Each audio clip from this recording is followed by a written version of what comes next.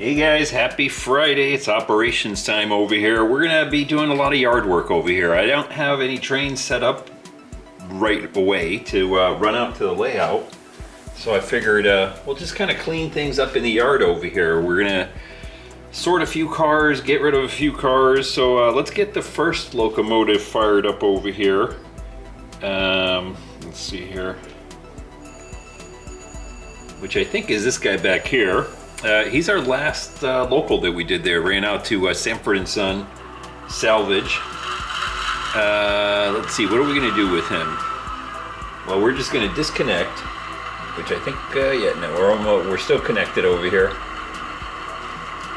We'll get him disconnected and get put away.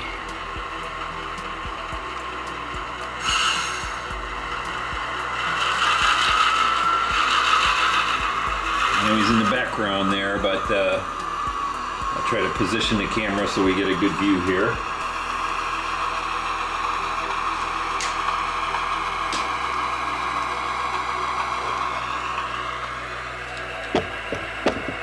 Hope everybody had a good Memorial Day weekend there.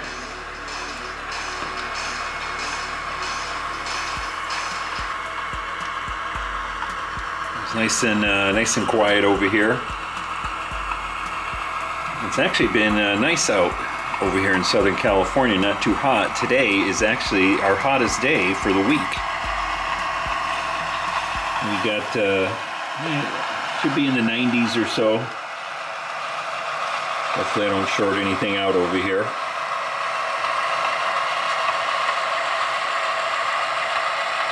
I'm going to try to do my filming here before it gets too toasty. Right there is good. Let's do that. Yeah, there we go. Oh yeah, that track's dirty. All my track is dirty. You know, I've been saying that the last couple videos about how my track's dirty. Well, been doing a lot of stuff working on my refinishing a desk over here in the other part of the garage. So that's been creating a lot of dust and stuff like that. Let's see, where are we going to park this guy? I guess just straight ahead here. We'll get him out of the way. Then we got to get the SD40 out of the way. Then we can jump into the yard goat and get some stuff kind of sorted out over here.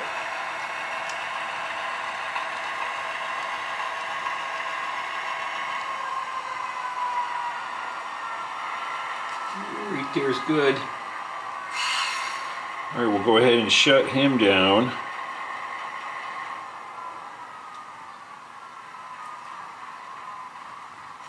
All right, next guy up is the SD40 right there behind the caboose for you guys.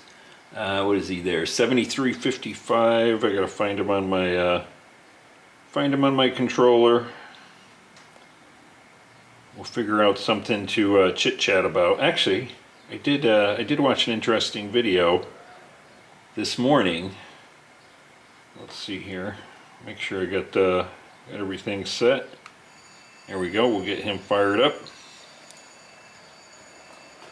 We'll go ahead and disconnect while we're at it.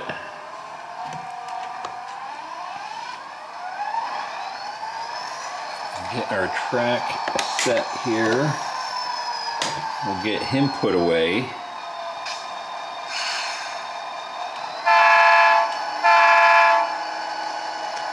Anyway, yeah, I saw a video, and again, you know, I really don't pay attention to YouTube channel names there, but it was somebody that did a lot of switching on kind of a shelf layout, and he did a video. Maybe I'll link it in the description, because you'll see it in the description of this video. I'll link his, so you can go take a look at it. But he was kind of talking about how he hadn't done a lot of videos lately. And it's because well, he just wanted to run trains. He didn't want to do YouTube videos and stuff like that. And I think he's like the second guy I've heard saying something like that. You know, because you don't make a lot of money on here, you know. And sometimes we get a little bit overzealous with you know, trying to make a big, oh yeah, that track is dirty right there. You can see the lights flickering. But anyway, sometimes on YouTube, you know, we might, if you got the kind of, I guess it's easy to fall into that, that mindset of like, hey, we're going to make tons of money making model train videos and stuff like that. And a lot of times that doesn't pan out. And even when you're, you know, somewhat successful, I think I'm successful, I'd say that. Let's see here. I'm gonna move the camera here just a little bit. But there we go. We're gonna pull this guy in over here. But what was I gonna say? Yeah, sometimes when you're, you know, semi-successful, I would put it that way. You know, I mean, I got a good user base, and I don't know, something like 8,000, 9,000 subscribers or something like that. Let's see. Hopefully, we got enough room there to squeeze by. Yeah, just barely here. We'll see if we scrape by the GP9 there. But anyway, you still don't make a lot of money, you know. It's not like I'm rolling in dough from YouTube, let's put it that way. Back in the day now, I could tell you one thing. I make about 1/3, if not a quarter, of what I used to make on some of my other channels, which had similar viewership. So it's gotten worse at YouTube. So you don't really make a lot of money doing YouTube videos. It's more for fun. Now, I make just enough to make it worth my while to, let's see, where am I going to put this camera? To, you know, keep doing videos. Plus, I enjoy doing the videos. And so that's something all in itself, too. There we go. Alright, I'm going to silence this guy, and our next locomotive here is going to be our yard goat in the back there. What is he, 40-something, 25? 48-25, here we go. Brakes, sound, let's get him fired up. We'll be doing a bunch of moving these cars around that you see in the yard. Now this is my guy that does not have the headlights currently on. So hopefully, yep, we gotta make sure we're going in the right direction. But anyway, I make enough money, you know, just a little bit a month, you know, pays for the electric bill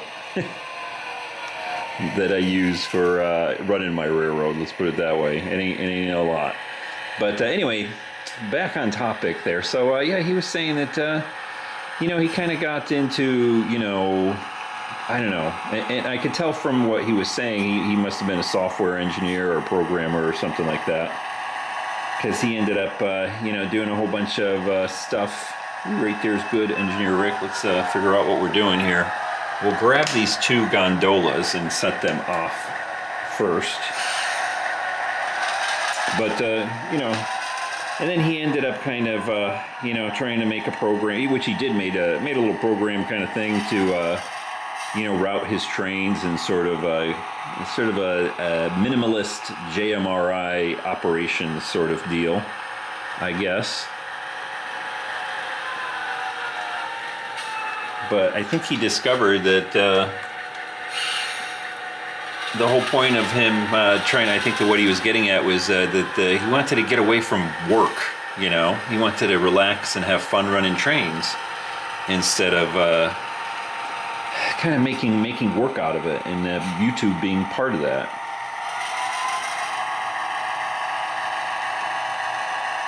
You know, making videos and stuff. It's if you've ever tried it, it's not the easiest thing. Now I have my process for making YouTube videos pretty streamlined.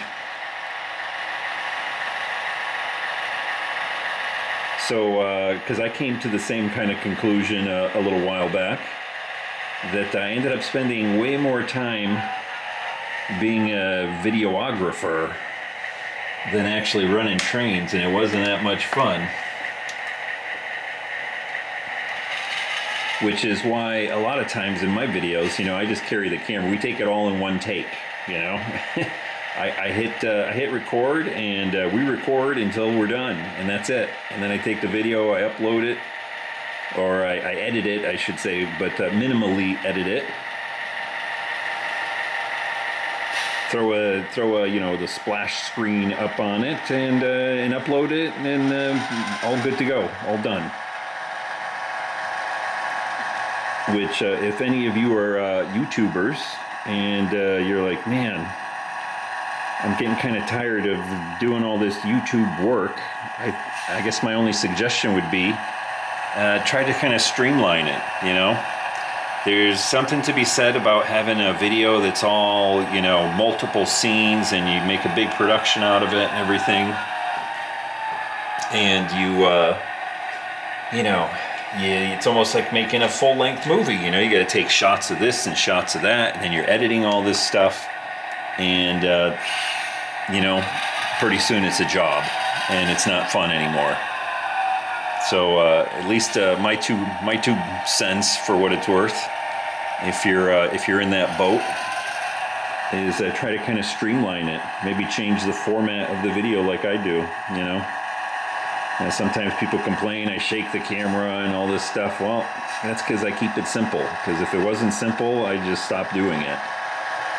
Let's see, we're going to stop right here, because the next thing we're going to do is grab this whole big line of cars and kind of sort them out here. Brakes off. Anyway, so the two gondolas there, those were from Sanford and Son. So we put them on the, excuse me, we put them on the sort of outbound track. And now we're going to grab this whole line of cars, which are all going to Orange, but a couple different industries there in Orange. Let's go ahead and start pulling them back out. And then we'll take a look at all of my car cards here. And let's see, these are all backwards, so let's just do this. We'll flip them around so that we're looking at the very last car in the train over there. And I'm just going to sort them by industry. So we got FXI, Westpac. I think there's one Altum, FXI, Westpac, Westpac, Westpac. That's it. We're just going to sort them out. We'll put them into two different tracks. And we'll start with, let's see, FXI. Can you see that? Yeah. I'm going to go ahead and the track that we're on right here, we'll call that the FXI track. So all the cars that are going to FXI will leave over here, which is our very last one, all the way back there. I don't know if you can see that, but that was a green one. And we'll just make another pile here.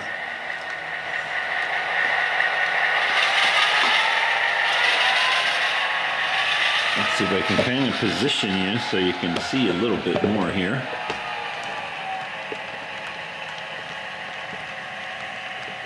There we go. Anyway, let me get a swig of coffee here.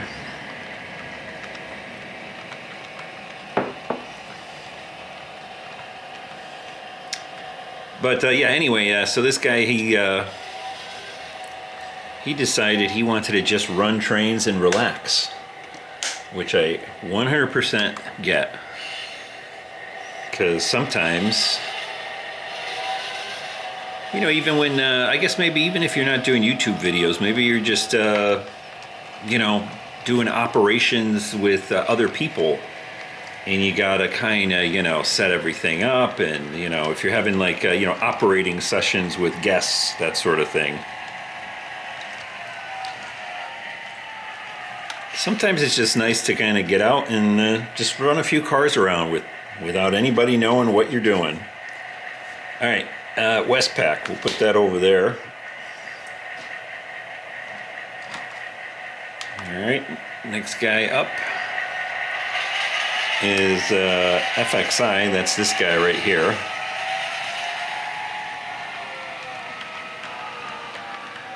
We'll pull that guy back here. Let me kind of get you back a little bit farther.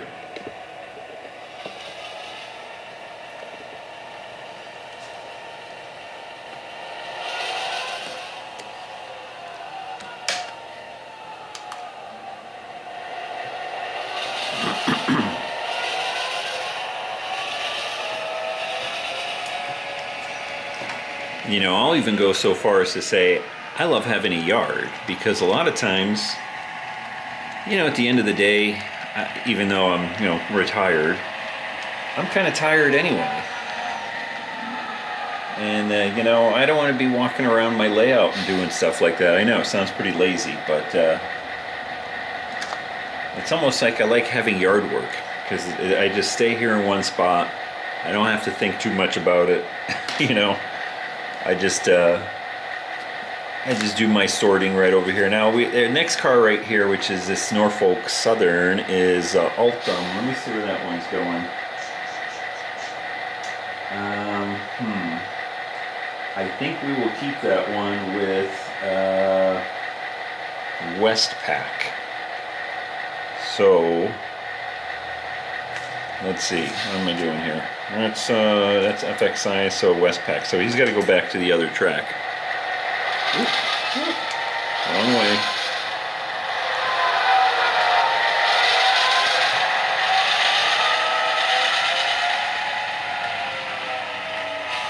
So yeah, even though, let's see, even though we've kind of splitting this up into two different industries, we got that one oddball one, we got to tack him onto somebody, and just kind of makes a little bit more sense to put him with the Westpac side of the train, or the local.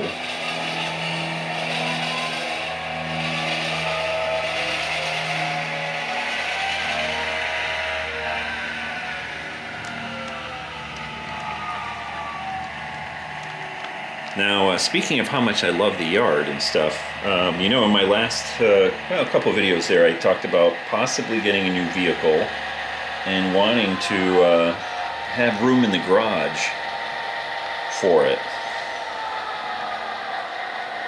And that would mean having to, I don't know, do something with the layout, because the layout pretty much takes up most of the garage. And then I have a little seating area. All right, we got rid of that one. FXI next, that little tank car right there.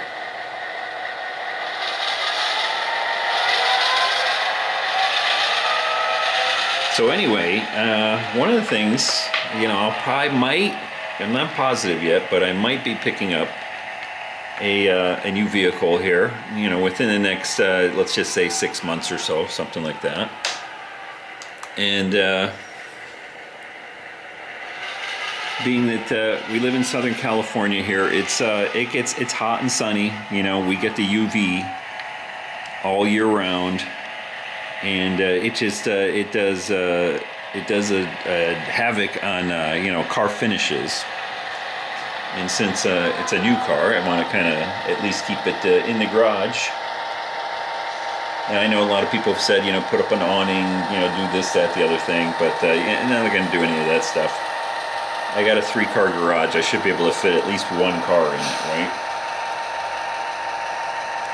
Now we'll push all the way back and connect up to our green car right there. All right, so FXI, we got rid of that one. Westpac is next.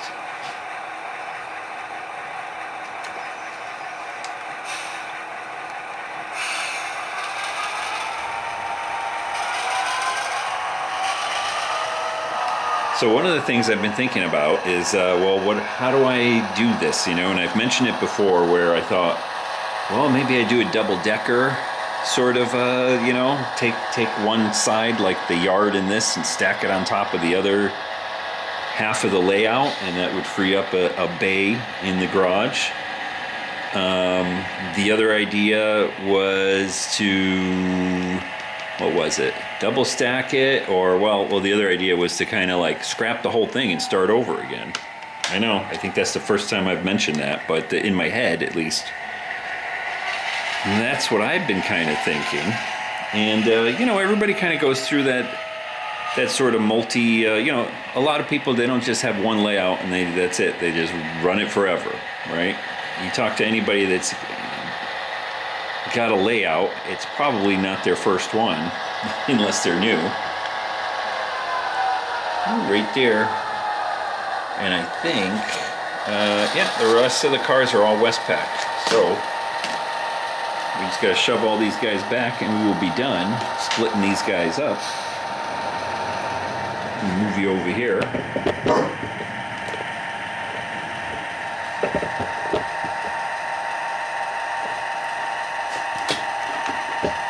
We'll shove these guys over here and call it a day. Anyway, so my thinking is I may just take the whole thing down and start over again. Build an all new layout. Now again, this isn't set in stone at all. It's not even set in stone that I would get a new vehicle. So, you know, it's not in stone yet. But that's kind of going through my head too, is maybe I should just take this opportunity to, I think it gets loud when I notch him up.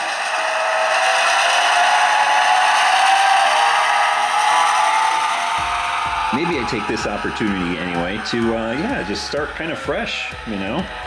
I think, you know, I've gotten this this layout to the point where, you know, I can keep working on it and keep, you know, improving it. Here, let me pick you up a little bit. You know, there's a lot of stuff we haven't finished.